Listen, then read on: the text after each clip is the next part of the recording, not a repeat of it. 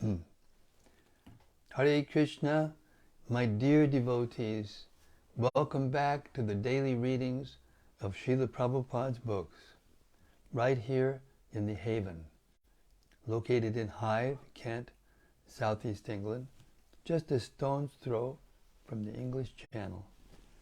We hope that you've all had a wonderful weekend of festivals and ecstatic hearing and chanting for Janmashtami and Srila Prabhupada's Vyasa Puja the last 2 days. And we aim to continue. So here we are. Śrīmad-Bhāgavatam Mahima Stotram by Srila Sanatana Goswami beautifully glorifies the Śrīmad-Bhāgavatam and explains at the same time why we're doing what we're doing every day. It goes like this. Sarva Shastrabdi Piyusha Sarva Vedaika Satpala Sarva Siddhanta Ratnaja Sarva Lokaika Drikprada. O nectar from the ocean of all scriptures, singular fruit of all the Vedas, rich mine of the precious gems of all conclusive truths, you are the only giver of sight to all the worlds. Sarva Bhagavata Purāṇa Śrīmad-Bhāgavata Prabho Kali Dvandoditaditya Sri Krishna Parivartita. O life air of all the Supreme Lord's devotees, O Master Śrīmad-Bhāgavatam, you are the sun risen in the darkness of Kali. You are the exact image of Sri Krishna. Paramananda Pataya Prema Varshakshadayate Sarvada Sarvasevyaya Sri Krishnaya Namostume. I bow down to you, who are supremely blissful to read. Your every syllable pours down a flood of prema. You can always be served by everyone. You are Sri Krishna himself. Marika Bando Matsangin Madguro Man Mahadana Man Nistadaka Mad Bhagya Mad Ananda Namostute. My only friend, my constant companion, my spiritual master, my great wealth, my savior, my good fortune, my source of ecstasy, I bow down to you. Asadu sadhu tadayin atini chochata kada hanamun chagadachin mam premna rit kanta yokspura. O bestower of saintliness to the unsaintly, O exalter of the most fallen, please never leave me. Always appear in my heart and my voice with pure love. Om Namo Bhagavate Vasudevaya. Om Namo Bhagavate Vasudevaya. Om Namo Bhagavate Vasudevaya. All right. We reached the 33rd chapter of the 3rd canto of the Śrīmad-Bhāgavatam, and it is the last chapter, by the way, of the 3rd canto. So it's exciting. We are moving through the Bhāgavatam. Chapter 33 is the activities of Kapila. So we've heard his teachings. Now we're going to hear more about what he did.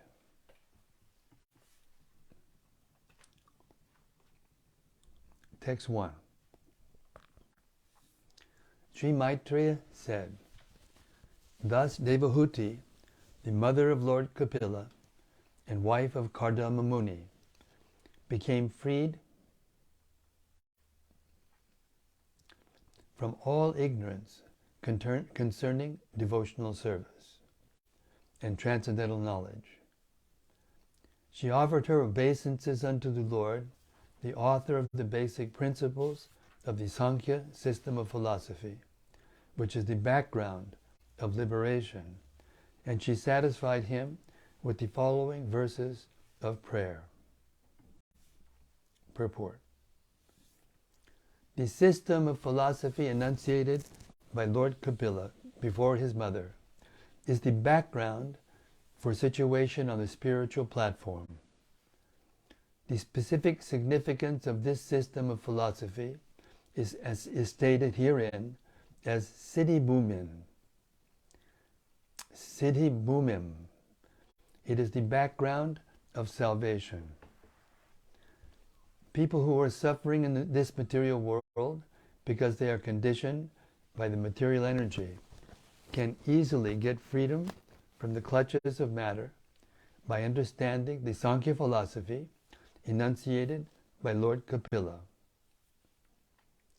By this system of philosophy, one can immediately become free, even though one is situated in this material world. That stage is called Jivan Mukti. This means that one is liberated even though one stays with his material body.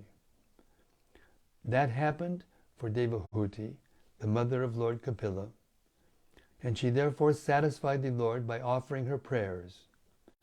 Anyone who understands the basic principle of Sankhya philosophy is elevated in devotional service and becomes fully Krishna conscious, or liberated even within this material world. Text 2. Devahuti said, Brahma is said to be unborn because he takes birth from the lotus flower which grows from your abdomen while you lie in the ocean at the bottom of the universe. But even Brahma simply meditated upon you, whose body is the source of unlimited universes. Purport. Brahma is also named Aja, he who is unborn. Whenever we think of someone's birth, there must be a material father and mother. For thus one is born. But Brahma, being the first living creature within this universe, was born directly from the body of the Supreme Personality of Godhead, who is known as Garbhodakashayi Vishnu, the Vishnu form lying down in the ocean at the bottom of the universe. Devahuti wanted to impress upon the Lord that when Brahma wants to see him, he has to meditate upon him. You are the seed of all creation, she said. Although Brahma was directly born from you, he still has to perform many years of meditation, and even then he cannot see you directly, face to face. Your body is lying within the vast water at the bottom of the universe, and thus you are known as Garbhodakashayi Vishnu. The nature of the Lord's gigantic body is also explained in this verse. That body is transcendental, untouched by matter. Since the material manifestation has come from his body therefore existed before the material creation. The conclusion is that the transcendental body of Vishnu is not made of material elements. The body of Vishnu is the source of all other living entities, as well as the material nature, which is also supposed to be the energy of that Supreme Personality of Godhead. Devahuti said, you are the background of the material manifestation and all created energy. Therefore, you're delivering me from the clutches of Maya by explaining the system of Sankhya philosophy is not so astonishing, but your being born from my abdomen is certainly wonderful, because although you are the source of all creation, you have so kindly taken birth as my child. That is most wonderful. Your body is the source of all the universe, and still you put your body within the abdomen of a common woman like me. To me, that is most astonishing. Text 3. My dear Lord, although personally you have nothing to do, you have distributed your energies in the interactions of the material modes of energy, and for that reason the creation, maintenance, and dissolution of the cosmic manifestation takes place. My dear Lord, you are self-determined and are the Supreme Personality of Godhead for all living entities. For them, you created this material manifestation, and although you are one, your diverse energies can act multifariously. This is inconceivable to us. Purport. The statement made in this verse by Devahuti is that the Absolute Truth has many diverse energies, although he personally has nothing to do as confirmed. The statement made in this verse by Devahuti that the Absolute Truth has many diverse energies, although he has personally nothing to do, is confirmed in the Upanishads. There is no one greater than him or on an equal level with him, and everything is completely done by his energy, as if by nature. It is understood herein, therefore, that although the modes of material nature are entrusted to different manifestations, like Brahma, Vishnu, and Shiva, each of whom is particularly invested with different kinds of power, the Supreme Lord is completely aloof from such activities. Devahuti is saying, although you personally are not doing anything, your determination is absolute. There is no question of your fulfilling your will by the help of anyone else besides yourself. You are in the end the Supreme Soul and the Supreme Controller. Your will therefore cannot be checked by anyone else. The Supreme Lord can check others' plans. The Supreme Lord can check others' plans. As it is said, man proposes and God disposes. But when the Supreme Personality of Godhead proposes, that desire is under no one else's control. He is absolute.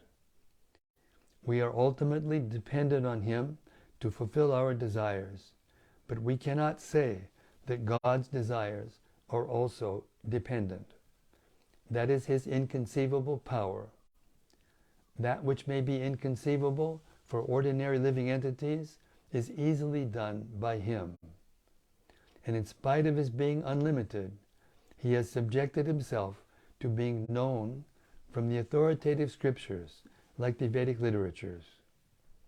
As it is said, Shabda Mulat Bhat.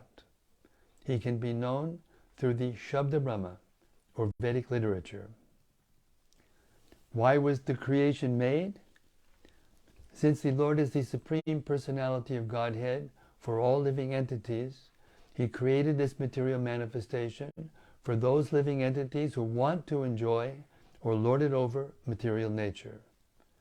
As the Supreme Godhead, he arranges to fulfill their various desires. It is confirmed also in the Vedas, Eko Bahunam Yo Vididati Kaman.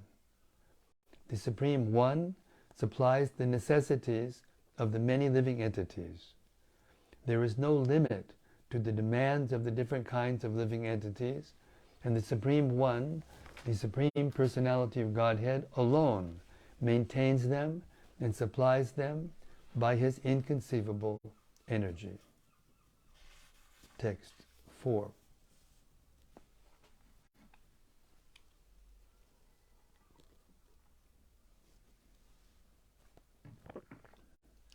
As the Supreme Personality of Godhead, you have taken birth from my abdomen, O my Lord. How is that possible for the Supreme One, who has in his belly all the cosmic manifestation? The answer is that it is possible, for at the end of the millennium, you lie down on a leaf of a banyan tree, and just like a small baby, you lick the toe of your lotus foot. Krishna. Purport. At the time of dissolution, the Lord sometimes appears as a small baby lying on the leaf of a banyan tree, floating on the devastating water.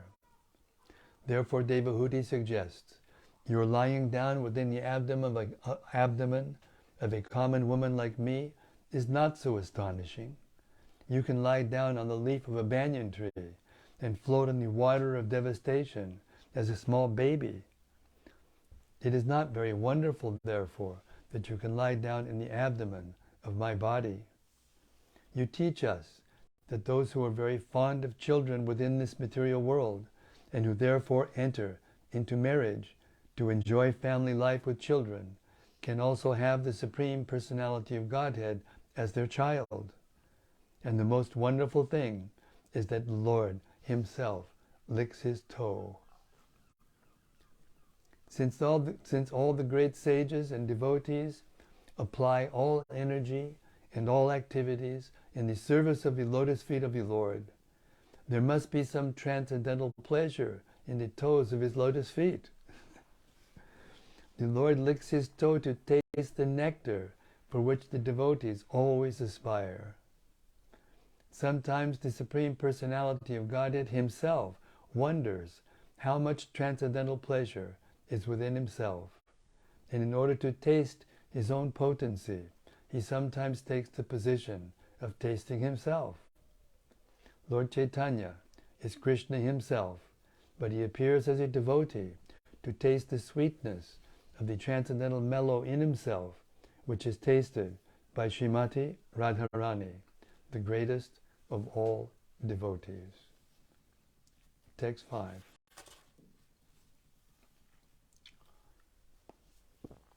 My dear Lord, you have assumed this body in order to diminish the sinful activities of the fallen and to enrich their knowledge in devotion and liberation. Since these sinful people are dependent on your direction, by your own will you assume incarnations as a boar and as other forms. Similarly, you have appeared in order to distribute transcendental knowledge to your dependents. Purport. In the previous verses, the general transcendental qualifications of the Supreme Personality of Godhead were described. Now, the specific purpose of the Lord's appearance is also described. By His different energies, He bestows different kinds of bodies upon the living entities, who are conditioned by their propensity to lord it over material nature. But in due course of time, these living entities become so degraded that they need enlightenment. It is stated in Bhagavad Gita that whenever there are discrepancies in the discharge of the real purpose of this material existence, the Lord appears as an incarnation. The Lord's form as Kapila directs the fallen souls and enriches them with knowledge and devotion so that they may go back to Godhead. There are many incarnations of the Supreme Personality of Godhead, like those of the boar, the fish, the tortoise, and the half-man, half-lion. Lord Kapila Dev is also one of the incarnations of Godhead.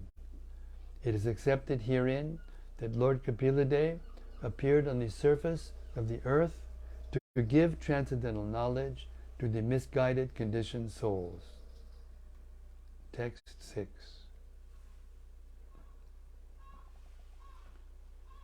To say nothing of the spiritual advancement of persons who see the Supreme Person face to face, even a person born in a family of dog-eaters immediately becomes eligible to perform Vedic sacrifices if he once utters the holy name of the Supreme Personality of Godhead, or chants about Him, hears about His pastimes, offers Him obeisances, or even remembers Him. Purport. Herein the spiritual potency of chanting, hearing, or remembering the holy name of the Supreme Lord is greatly stressed. Rupa Goswami has discussed the sequence of sinful activities of the conditioned soul and he has established in Bhakti Rasamrita Sindhu that those who engage in devotional service become freed from the reactions of all sinful activities. This is also confirmed in Bhagavad Gita. The Lord says that he takes charge of one who surrenders unto him, and he makes him immune to all reactions to sinful activities. If by chanting the holy name of the Supreme Personality of Godhead, one becomes so swiftly cleared of all reactions to sinful activities, then what is to be said of those persons who see him face to face? Another consideration here is that persons who are purified by the process of hearing and chanting, become immediately eligible to perform Vedic sacrifices. Generally, only a person who is born in a family of Brahmanas, who has been reformed by the 10 kinds of purificatory processes, and who is learned in Vedic literature, is allowed to perform the Vedic sacrifices. But here the word sadhya immediately is used, and Sridhar Swami also remarks that one can immediately become eligible to perform Vedic sacrifices. A person born in a family of the low caste, which is accustomed to eating dogs, is so positioned due to his past sinful activities. But by chanting or hearing once in pureness, or in an offenseless manner, he is immediately relieved of the sinful reaction. Not only is he relieved of the sinful reaction, but he immediately achieves the result of all purificatory processes. Taking birth in the family of a Brahmana is certainly due to pious activities in one's past life, but still a child who is born in a family of a Brahmana depends for his further reformation upon initiation into acceptance of a sacred thread and many other reformatory processes. But a person who chants the holy name of the Lord, even if born in a family of chandalas, dog-eaters, does not need reformation. Simply by chanting Hare Krishna, he immediately becomes purified and becomes as good as the most elevated Brahmana. Sridhar Swami especially remarks in this connection, Anina pujatvam lakshate. Some caste Brahmanas remark that by chanting Hare Krishna, purification begins. Of course, that depends on the individual process of chanting, but this remark of Sridhar Swami's is completely applicable if one chants the holy name of the Lord without offense, for he immediately becomes more than a Brahmana. As Sridhar Swami says, Pujatvam, he immediately becomes as respectable as a most learned Brahmana and can be allowed to perform Vedic sacrifices. If simply by chanting the holy name of the Lord one becomes sanctified instantly, then what can be said of those persons who see the Supreme Lord face to face and who understand the descent of the Lord, as Devahuti understands Kapila Dev? Usually, initiation depends on the bona fide spiritual master who directs the disciple. If he sees that a disciple has become competent and purified by the process of chanting, he offers the sacred thread to the disciple just so that he will be recognized as 100% equal with a Brahmana. This is also confirmed in the Hari Bhakti Vilas by Sri Sanatan Goswami. As a base metal, like bell metal, can be changed into gold by a chemical process, any person can similarly be changed into a Brahmana by Diksha Vidhana, the initiating process. It is sometimes remarked that by the chanting process one begins to purify himself and can take birth in his next life in a Brahmana family and then be reformed. But at this present moment, even those who are born in the best Brahmana families are not reformed, nor is there any certainty that they are actually born of a Brahmin fathers. Formerly, the Garbhadana reformatory system was prevalent, but at the present moment, there is no such Garbhadana or seed-giving ceremony. Under these circumstances, no one knows if a man is factually born of a Brahmana father. Whether one has acquired the qualification of a Brahmana depends on the judgment of the bona fide spiritual master. He bestows upon the disciple the position of a Brahmana by his own judgment. When one is accepted as a Brahmana in the sacred thread ceremony under the Pancharatrika system, then he is Dvija, twice born. That is confirmed by Sanatana Goswami. Dvijatvam jayate. By the process of initiation, by the spiritual master, a person is accepted as a Brahmana in his purified state of chanting the holy name of the Lord. He then makes further progress to become a qualified Brahmana, which means that the Brahminical qualification is already acquired. Text 7.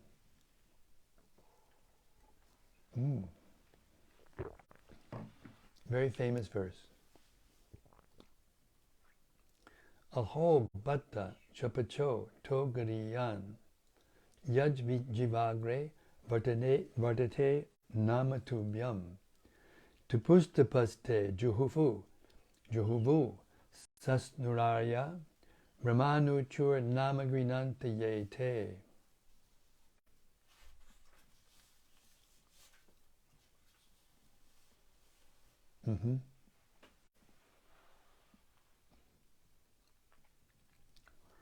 Oh, how glorious are they whose tongues are chanting your holy name. Even if born in the families of dog-eaters, such persons are worshipable. Persons who chant the holy name of your Lordship must have executed all kinds of austerities and fire sacrifices and achieved all the good manners of the Aryans.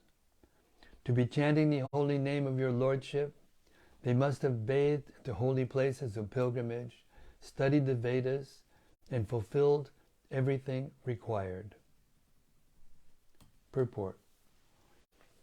As it is stated in the previous verse, a person who has once offenselessly chanted the holy name of God becomes immediately eligible to perform Vedic sacrifices. One should not be astonished by this statement of Śrīmad-Bhāgavatam.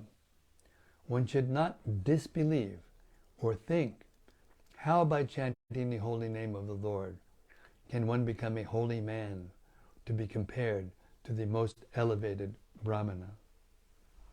To eradicate such doubts in the minds of unbelievers, this verse affirms that the stage of chanting of the holy name of the Lord is not sudden, but that the chanters have already performed all kinds of Vedic rituals and sacrifices. It is not very astonishing, for no one in this life can chant the holy name of the Lord unless he has passed all lower stages, such as performing the Vedic ritualistic sacrifices, studying the Vedas, and practicing good behavior like that of the Aryans. All this must first have been done. Just as a student in a law class is to be understood to have already graduated from general education, anyone who is engaged in the chanting of the holy name of the Lord, Hare Krishna, Krishna Krishna, Hare Hare, Hare Rama, Rama Rama, Hare Hare, must have already passed all lower stages. It is said that those who simply chant the holy name with the tip of the tongue are glorious. One does not even have to chant the holy name and understand the whole procedure, namely the offensive stage, offenseless stage, and pure stage. If the holy name is sounded on the tip of the tongue, that is also sufficient. Hare Krishna. Srila Prabhupada ki jai. It is said herein that Nama, a singular number, one name, Krishna or Rama, is sufficient. It is not that one has to chant all the holy names of the Lord. The holy names of the Lord are innumerable, and one does not have to chant all the names to prove that he has already undergone all the processes of Vedic ritualistic ceremonies. If one chants only once, it is to be understood that he has already passed all the examinations, not to speak of those who are chanting always, 24 hours a day. It is specifically said here, Tubhyam, unto you only. One must chant God's name, not, as the Mayavadi philosophers say, any name, such as a demigod's name or the names of God's energies. Only the holy name of the Supreme Lord will be effective. Anyone who compares the holy name of the Supreme Lord to the names of the demigods is called Pashandi, or an offender. The holy name has to be chanted to please the Supreme Lord, and not for any sense gratification or professional purpose. If this pure mentality is there, then even though a person is born of a low family, such as a dog-eater's, he is so glorious that not only has he purified himself, but he is quite competent to deliver others. He is competent to speak on the importance of the transcendental name, just as Haridas Thakur did. He was apparently born in a family of Mohammedans, but because he was chanting the holy name of the Supreme Lord offenselessly, Lord Chaitanya empowered him to become the authority, or acharya, of spreading the name. It did not matter that he was born in a family which was not following the Vedic rules and regulations. Chaitanya Mahaprabhu and Advaita Prabhu accepted him as an authority because he was offenselessly chanting the name of the Lord. Authorities like Advaita Prabhu and Lord Chaitanya immediately accepted that he had already performed all kinds of austerities, studied the Vedas, and performed all sacrifices. That is automatically understood. There is a hereditary class of brahmanas called the smarta brahmanas.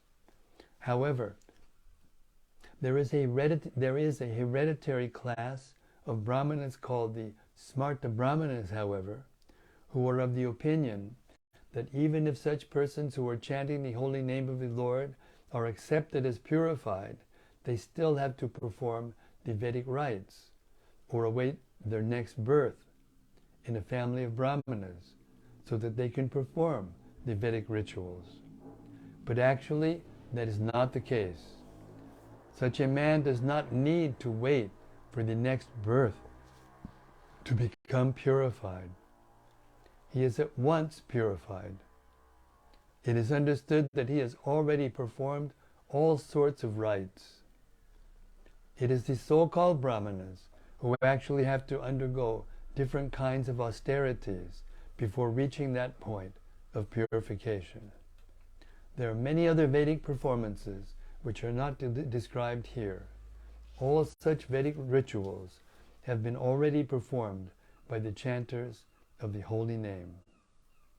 The word juhuvu means that the chanters of the holy name have already performed all kinds of sacrifices. Sasnu means that they have already traveled to all the holy places of pilgrimage and taken part in purificatory activities at those places.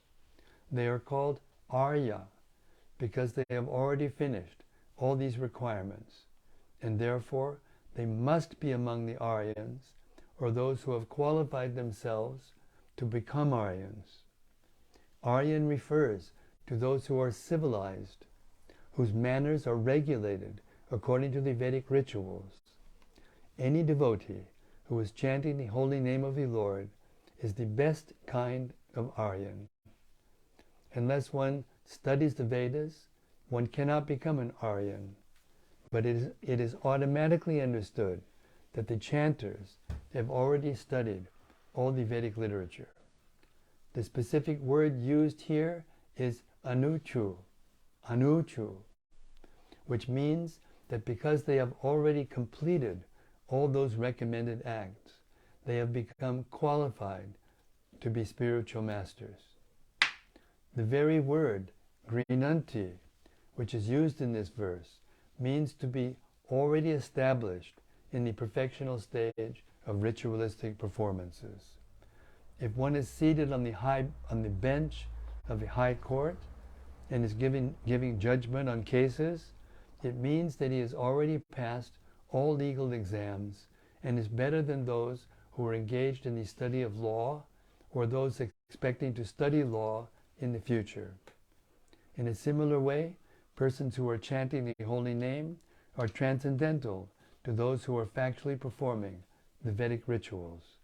And those who expect to be qualified, or in other words, those who are born in families of Brahmanas, but have not yet undergone the reformatory processes, and who therefore expect to study the Vedic rituals and perform the sacrifices in the future.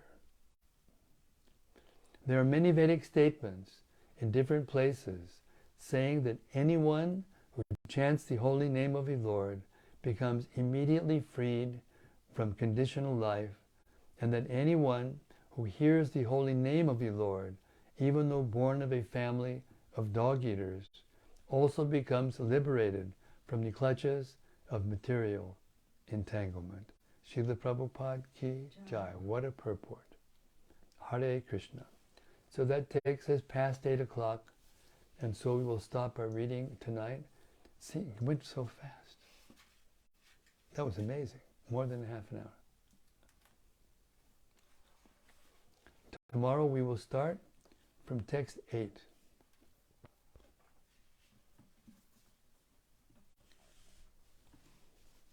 And for now, we will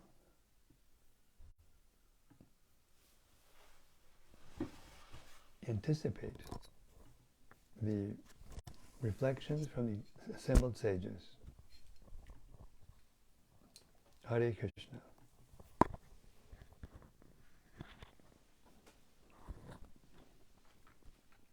Hare Krishna. Okay, first is from Gopakanya Devi Dasi. Yes, Gopakanya Devi Dasi. Jai Maharaj, Hare Krishna. All glories to Srila Prabhupada and Śrīmad-Bhāgavatam. All glories to the holy Śrīmad-Bhāgavatam and His divine grace. Hare Krishna. And from Rati Manjari. Yes, Rati. Jai Guru Maharaj. Jai Rati. Thank you for providing this daily sanctuary in which we assemble around hearing the absolute truth. Yes, very nice, succinct explanation of what's going on.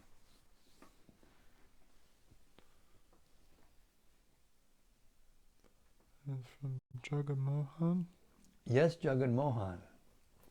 Hare Krishna, dear Maharaj and dear devotees, please accept my respectful obeisances. All glories to Srila Prabhupada.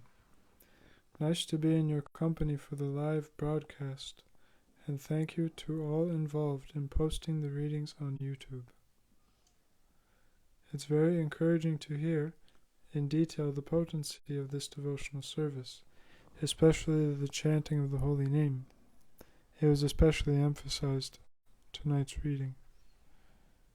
Throughout the reading, I was reflecting upon this remarkable opportunity we have to even have a molecule of interest in the mission of Lord Chaitanya.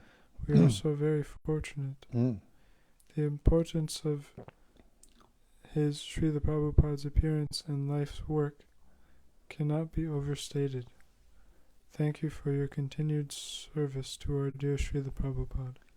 All glories to the daily readings. Hare Krishna, thank you so much. Thank you very much. Hari Bol.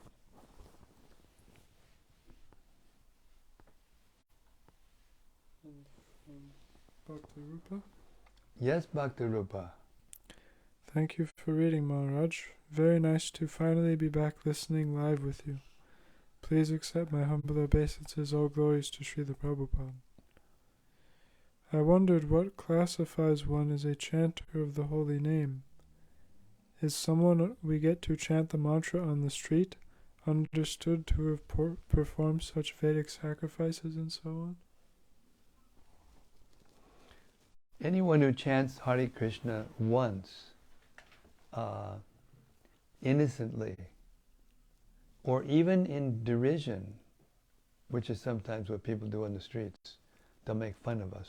Yeah. Oh, Hare Krishna, oh you Krishnas, and they're making fun.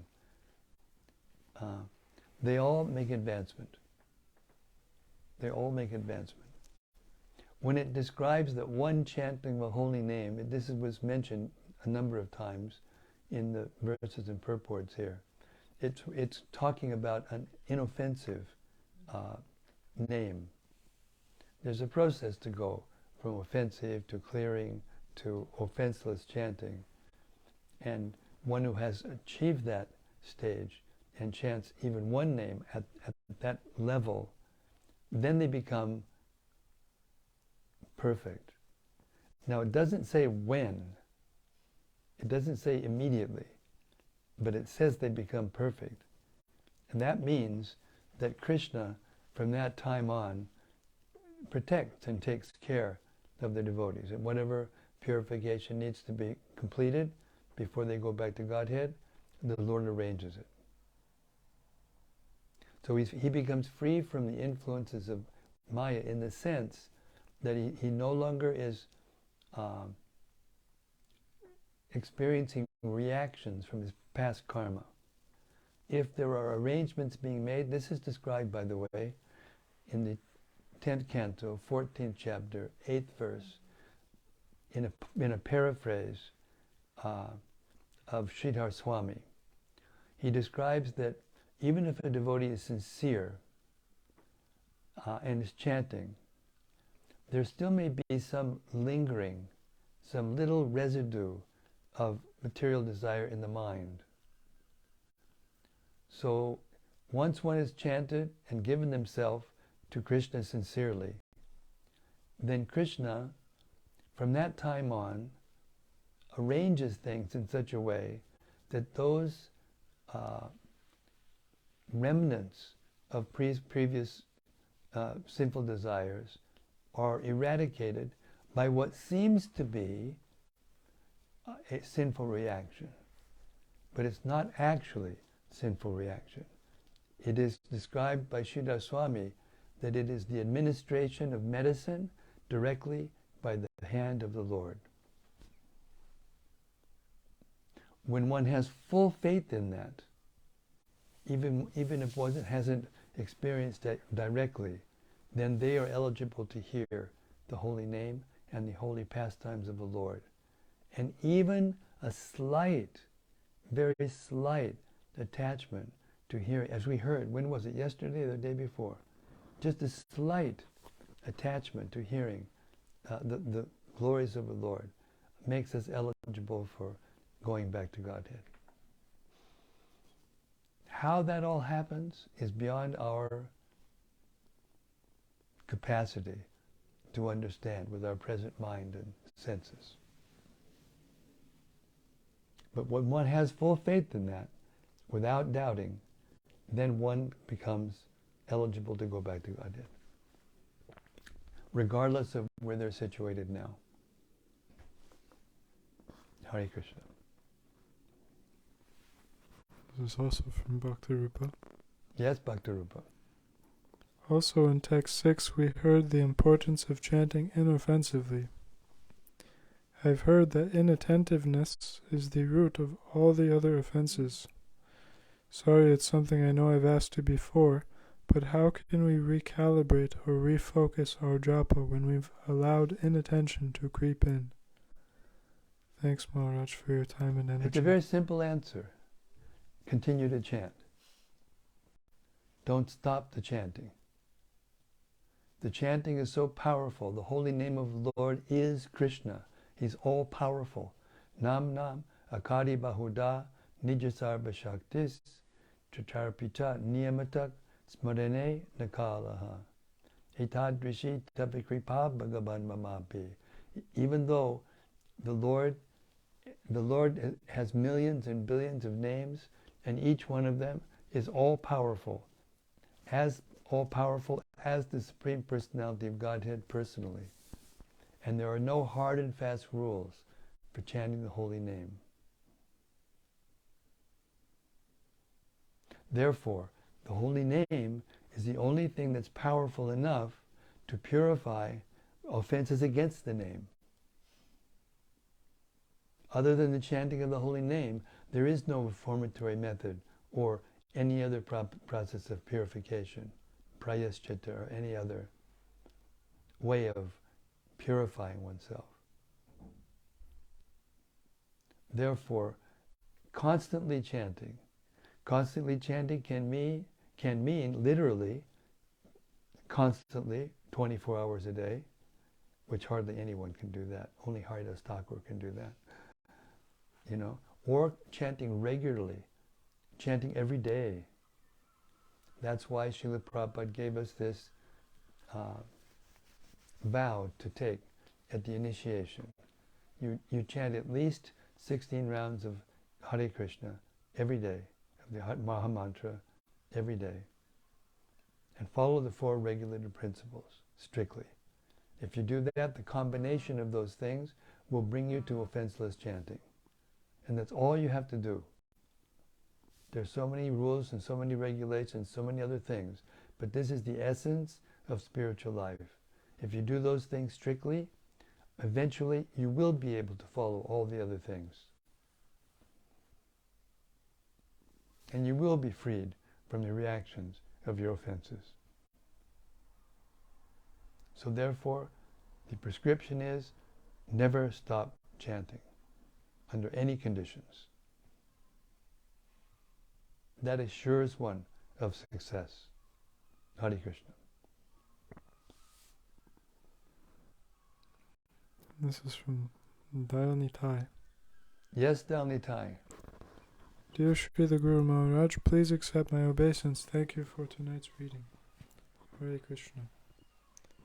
Tonight we heard how persons who chant the holy names have already done substantial pious and devotional activities previously.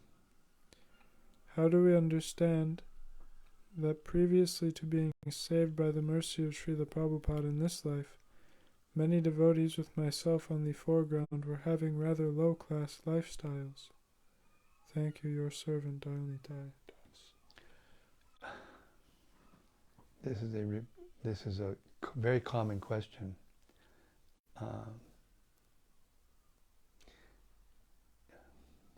What it means is you've performed devotional service in your past life, but you've made a mistake. And you have to pay for the mistake. But at the same time, because you've done devotional service, you take birth in a place at a time that you can begin again chanting Hare Krishna. It's as simple as that. So you can be low-born and you can still be eligible to chant Hare Krishna. And if it wasn't for that truth, well, we wouldn't be here today doing what we're doing. It's as simple as that. Hare Krishna. From Gauranga Gopal. Yes, Gauranga Gopal. Hare Krishna Maharaj, please accept my humble obeisances. All glories to Srila Prabhupada. I appreciated how the Lord takes different forms to taste particular aspects of himself in relation with his devotees. Like here, we heard how at the time of annihilation he becomes a small child, tasting the nectar coming from his toes. I was thinking that if he had licked his toes as Dwarka Krishna, that may have been a little bizarre. But Lord Krishna wants to taste the nectar of his lotus feet that his devotees are hankering for so much, and he has a form as a small child to do so. In the same time, he is still the same absolute person with full absolute power, whether as a child or seemingly older. That is really amazing. Yeah, and Jiva Goswami explains very clearly in his Sat-Sandarbhas, in his Tattva-Sandarbha, the first Sandarbha, that unless one can actually accept this truth, that Krishna can do anything, that he is actually unlimited and can do anything, you can't fully understand him. Well, no one can fully understand him, but you can't begin to understand Krishna unless you can accept this in this truth. And it's another aspect of that verse in the end of the 15th chapter that says, of the Bhagavad Gita, which says, Yomam evam asamudo janati purushottama sasarvavid bhajati mam sarva bhavena bharata. If one can accept that Krishna is the Supreme Personality of Godhead without doubting, he becomes the knower of everything.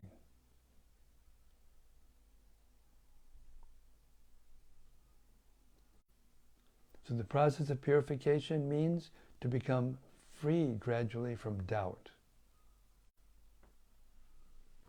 And we hear about these wonderful activities of the Lord lying on a lotus leaf, or a banyan leaf rather, in the middle of the ocean of devastation, the water of devastation, and then licking his toes, as sometimes little babies do. Then you can understand it. There's no other way to understand it. It's revealed knowledge. It's not knowledge that you become eligible for by memorizing something, passing an examination. No. It means you have to receive the mercy of Krishna. You have to be chosen by Krishna. And he chooses those who are the most eager to hear about him. It's as simple as that. Hare Krishna. More from Gauranga Gopal. Yes, Gauranga Gopal. Also, I would like to ask something. I have been noticing that I never chant extra rounds. One reason being that when the thought of it comes, it kind of scares me, as if unconsciously conditioned to think that it will be so much hard work, a struggle. So therefore I rather busy myself with some other activity. I really want to get more of a taste for chanting, so I think I shall prove myself wrong and chant more. How do I convince my mind of the benefits of chanting? I heard of it in tonight's reading, but I still don't connect the dots. I think I know what your answer will be, but I need to hear it again. Sorry for being so deaf. It's the same answer as the last doubt. Don't stop chanting. No matter what you think you are, no matter how you think you're chanting or not, never stop chanting. Because if you do that, then Krishna will be convinced that you actually believe him. It's a personal. Devotional service is personal. We are performing devotional service to please Krishna. So we have to hear what pleases Krishna and then do that. And when Krishna sees that you're even beginning to do that, then he pays attention to you. And as soon as he pays attention to you, that's it.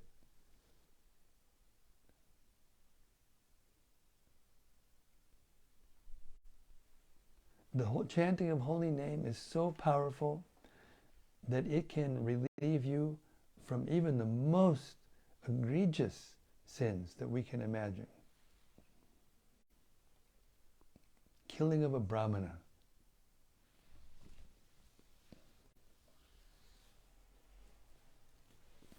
There's no sin that you can commit that is not purifiable by the chanting of the holy Hare Krishna Maha Mantra. And even if you're not completely pure, even if you still have some tendency to sin or some remnants of sinful desire or whatever, that doesn't matter. apichet suduracharo bhajate imam ananyabhak sadureva samantavyak samyag vyabhasito hisaha. It's the same answer. Continue to chant, don't stop performing this devotional service, particularly of chanting the holy name, because you can't do the other services without the holy name. The chanting of the holy name makes us eligible to do all of the other services. It is all important. Harer Nama, Harer Nama, Harer Nama Eva Kevalam, Kalo Nasteva, Nasteva, Nasteva, Gatir Anyata. In this Kali Yuga, there is no other way than chanting the Harinam of the Lord, chanting the holy name of the Lord, chanting the holy name of the Lord, in order to reach Gatiranyata, the goal of life. Hare Krishna.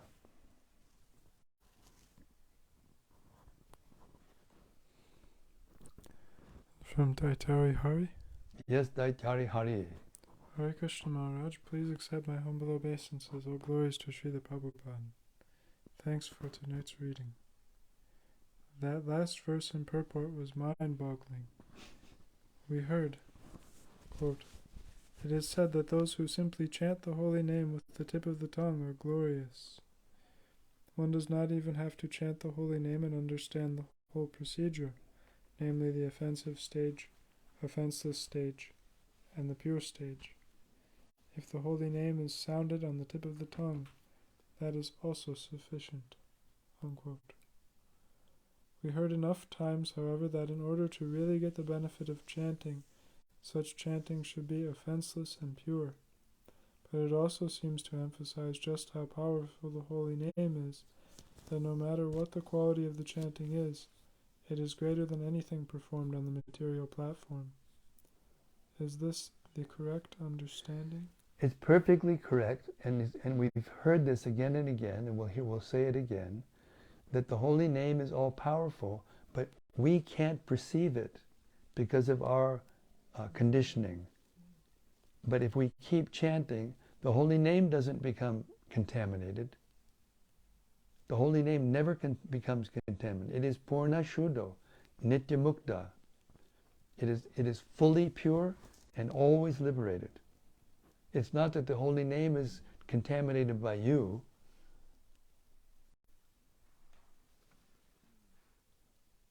You can't contaminate the holy name.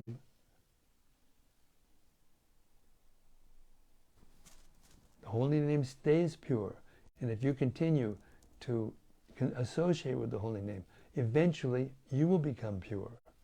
How long that would take depends on your surrender, your submissiveness, your ability to follow, to submit, not to do sinful things, not to commit the offenses.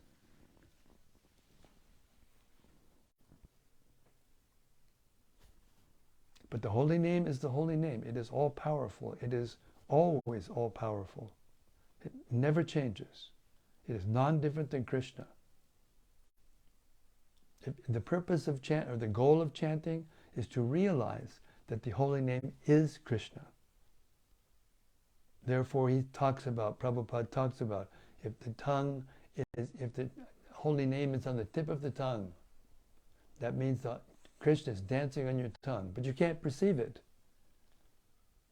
But just because you can't perceive something, that doesn't mean that it isn't true. There's so many things that we can't perceive that are true. This is the faith that's required to chant without offense.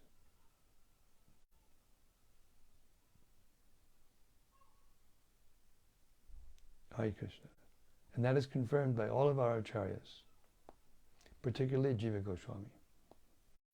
Hare Krishna. And this is also from Daitari Hari. Yes, Daitari Hari.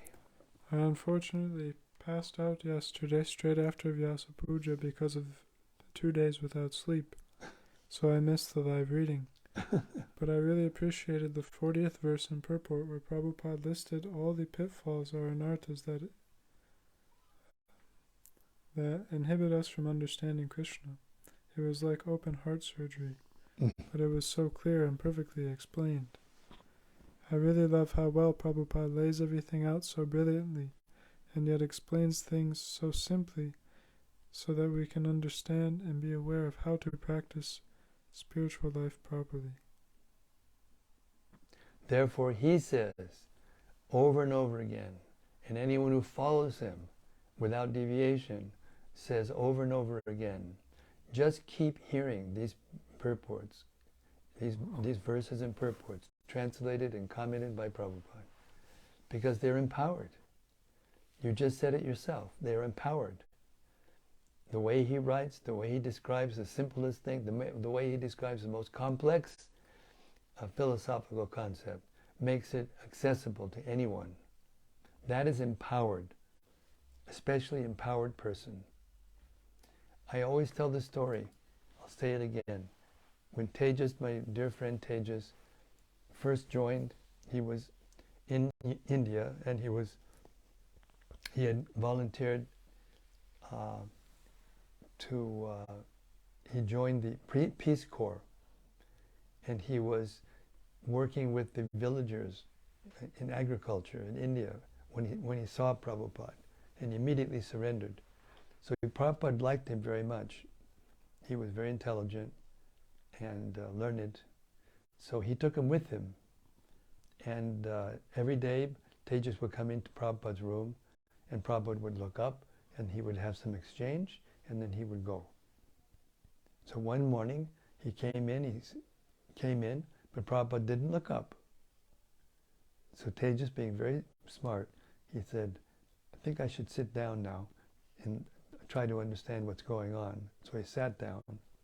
And after some time, Prabhupada looked up, only he didn't look at him, he looked past him, and he said, I could not have written these books.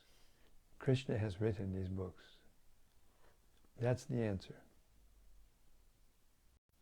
He was reading his own book. That's what he was doing. So we should read Prabhupada's books. They're different than any other books. They're fully empowered to spread Krishna consciousness. They're fully empowered to convince us. And if you think that they're boring because he repeats the same thing over and over again, then you need to think again. Because anybody who gets bored hearing something that's so true and so deep and so significant, he's not ready to hear. So we have to become ready to hear, eager to hear. It is the only qualification, sincere eagerness to hear. Hare Krishna. And from Rati Manjari. Yes, Rati. Dear Guru Maharaj, please accept my respectful obeisances. All glories to Srila Prabhupada.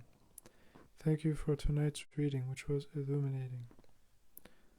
I marveled at how, in setting up his ISKCON movement, Srila Prabhupada has exactly followed the statements of Devahuti in text 333.6, in which she states that even a person born in a family of dog-eaters immediately becomes eligible to perform Vedic sacrifices if he once utters the holy name of the Supreme Personality of Godhead.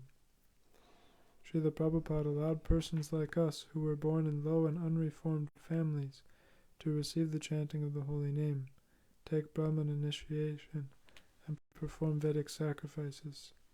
How bold and daring, and how much faith Srila Prabhupada has in these Shastric statements. Yes, he has complete faith. And you associate with him, you get stronger faith and stronger faith and stronger faith until you have complete faith. Then you're liberated. Doesn't mean you have love of Krishna yet, but you're liberated. Then you can follow the regulated principles strictly. Then you get love of God by chanting the holy name without offense. Pure holy name. from Rati Manjoy. Yes, Rati. And another statement in the purport of 333.6, which I found particularly outspoken, is this, quote, "It is sometimes remarked that by the chanting process one begins to purify himself and can take birth in his next life in a Brahmana family and then be reformed. But at this present moment, even those who are born in the best Brahmana families are not reformed, nor is there any certainty that they are actually born of Brahmana fathers. Formerly the Garbhodhan reformatory system was prevalent, but at the present moment there is no such Garbhodhan or seed-giving ceremony. Under these circumstances no one knows if a man is factually born of a Brahmana father. Whether one has acquired the qualification of a Brahmana depends on the judgment of the bona fide spiritual master. He bestows upon the disciple the position of a Brahmana by his own judgment." End quote. I was thinking that by statements as this one, Srila Prabhupada may very well have ignited the collective anger of the established caste Brahmanas, insinuating that their birth may not have been from a Brahmana father, and thus their Brahminical caste may not be genuine. How fearless Srila Prabhupada is, that he was willing to speak the unadulterated truth for the benefit of all living beings. Exactly. And it's a fact. He was criticized to his face. Hare Krishna.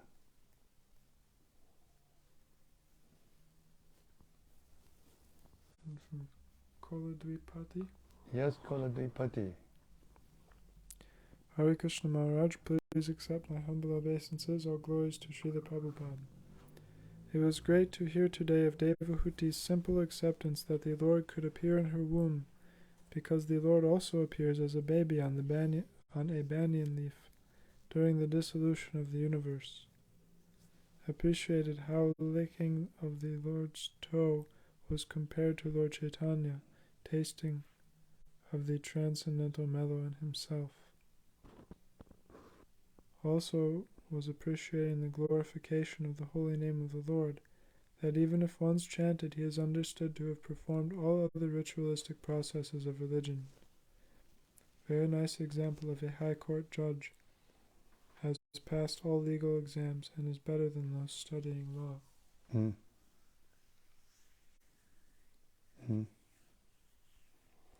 Very nice reflections, everyone. Thank you so much. One more from Koladvipati. Yes, Koladvipati. Also in purport to text 3, the Lord, in spite of his being unlimited, in spite of his being unlimited, he has subjected himself to being known from the authoritative scriptures like the Vedic literatures, unquote. It's striking me how Prabhupada's translation and purports are the via medium for the Lord subjecting himself to being known. So clear, authoritative, comprehensive, and expertly explained. Yes, well, Krishna doesn't, it's not, his mentality isn't that he will be subjected to being known. He actually wants us to know him. We're the ones that are, refusing to be subjected to Krishna's, the truth about Krishna. Krishna is willing to give the truth to anyone. He does. Therefore he says, Samoham sarvabhutani nami dvesha stinapriyaha. He is equal to everyone. He's not anyone's special friend or anyone's special enemy. But not to mam bhaktya mayite te shachapyaham. Anyone who's approaching him with a devotion, with sincere loving service, then he accepts that person as dear to him, and that person's, and he is dear to that person. And yes. So this is the nature of the Lord, to reciprocate according to how a person approaches him. Everyone is like that, but Krishna is supremely like that. Therefore, if you just approach Krishna with sincere feelings, with sincere devotion, and how do you do that? Janmasharya Shrutasibir. I can't remember the last line of the Sanskrit. It means that as long as we're still attached to beauty, to high birth, to high education, and to aristocratic family, and all these things, he can't approach the Lord with sincere feeling. If you approach the Lord with sincere feeling, and therefore sometimes we take lower birth, even though we may be a great devotee. We may have been a great devotee, we may do some big mistake. So Krishna is very kind. He puts us into a lower birth, but we have full faith. All these things are arranged by the Lord. We just have to submit. That's all. Śrīmad-Bhāgavatam 7:8:35. Vilas Manjari. Oh, Vilas Manjari, Hare Krishna. I got your wonderful letter, and it's on my inbox now. I'll answer it soon as possible. Dear Maharaj, please accept my humble obeisances. All glories to Srila Prabhupada. I am so happy to be here. I don't have the exact quote, but remember hearing in a class that once Srila Prabhupada replied to a devotee asking about his own lack of pious activities and eligibility to chant, that, quote, I have created your pious activities, unquote. Isn't that wonderful? Mercy of the pure devotee. Yes, and its statement, this is confirmed. Prabhupada never said anything that was not confirmed in the Vedas. The statement in the Vedas, I think it's in the 11th Canto actually, that anyone who has the fortune to see with his own eye a pure devotee of the Lord on the level of Srila Prabhupada becomes eligible to go back to Godhead. It may not happen immediately, but that's what makes one qualified to go back to Godhead.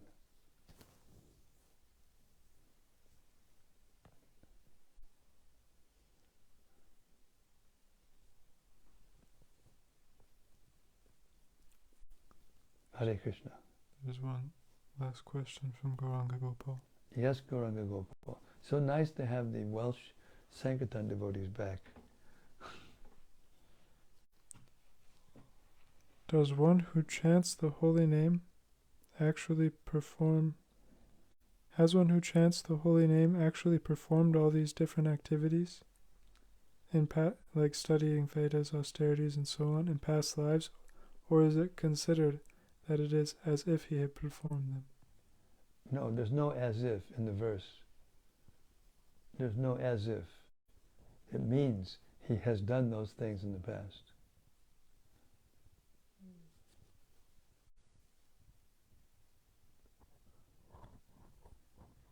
Same verse. Yomamevam asamudo janadi purudoshima. If you can accept Krishna as the Supreme Personality of Godhead without doubting, then you can know these things just by hearing. The thing that prevents us from knowing it just by hearing is our doubts. And the doubts have to be removed. And how are the doubts removed? By chanting the Hare Krishna Maha Mantra and performing devotional service under the direction of Srila Prabhupada and his bona fide representatives.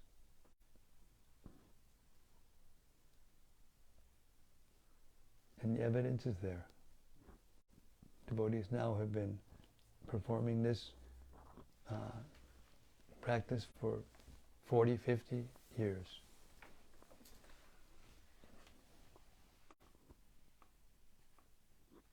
Śrīmad-Bhāgavatam ki jai. Samaveta Bhaktavinda ki jai. Gaur Premanandi Hari Hari Bol. See you tomorrow night, same time, same place, same topic, as Devahuti continues her glorification of her son, the Supreme Personality of Godhead, Kapila Dev. See you tomorrow night. Hare Krishna.